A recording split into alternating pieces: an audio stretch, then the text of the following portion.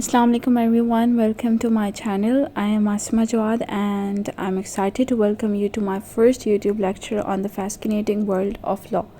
Today we'll dive into simple insights about law, exploring definitions and origin of the word law. Whether you're new to the subject or looking for a fresh perspective, I'm thrilled to embark on this learning journey together with you guys. So let's just get started. So firstly we'll see the definition of law, that what is actually law. So to define that in a word or two, we can say it's the rules and regulation. So the definition of law would be the system of rules which a particular country or community recognizes as regulating the actions of its members, and which it may enforce by the imposition of the penalties like the punishment or any kind of sanction. So the main purpose of law is to maintain peace, it ensures justice and to guide people's behavior. Coming towards the origin of the law, from where the word law is derived, so it is derived from the old Teutonic root word lag, which means definite. So in the context of understanding the definition of law from its origin, on this basis law can be defined as a definite rules of conduct and human relations. So the next thing that we have is the famous definitions of law by different jurists. We are going to study them one by one. Coming towards the first definition that we have is of John Austin. He defines law as the law is command of the sovereign backed by sanction. So the particular word sovereign which is used in this definition, the simple meaning of this is an individual or group of person having the highest possible authority and not controlled by any other country or is independent. So the next definition that we have is of the Blackstone. He defines law as the rule of action which is prescribed by some superior and which the inferior is bound to obey. To make you guys understand it more clearly in simple terms, the definition is highlighting that law is a set of guidelines or rules for behavior. It is created by a superior authority, that is the higher authority, and those under that authority are named as inferior here in this particular definition, and they are obligated to follow these rules. The term inferior does not imply a negative connotation here. It simply refers to those who are subject to or governed by the rules. It could be individuals, organizations, or any entities under the jurisdiction of the superior authority.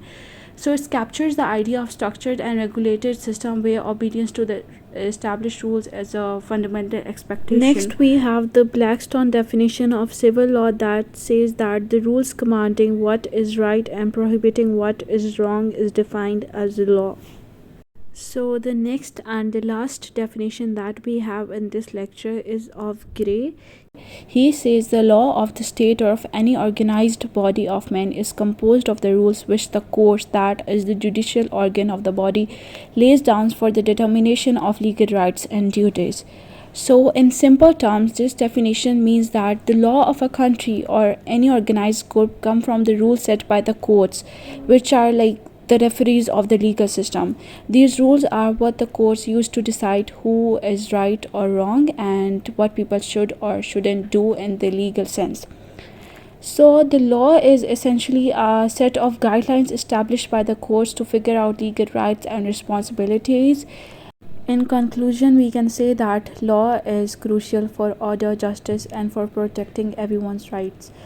So we have explored the essence of law, understanding it as a set of rules established by a higher authority to maintain order and justice in society. We also saw the definitions by jurists like John Austin, Blackstone, Gray. And the thing that we can see here is that different law experts have different ideas about what law is. All have their own views, making the concept of law rich and varied. So the fact that many people have different opinion about law makes discussions about legal theory more interesting. And the diversity of viewpoints enriches the discourse on legal theory, reflecting the complexity and nuanced aspects inherent in the concept of law. And yeah, that is it for today's lecture. As we wrap up today's discussion, I want to thank you for joining me. If you found this video helpful or even a little bit interesting, don't forget to like, subscribe, and hit the notification bell so you won't miss any future content. Feel free to share your thoughts or questions in the comments below. You can also give me your suggestions that what kind of videos you want me to make in future. Remember that learning is a journey, and I'm very grateful that you chose to be a part of it with me.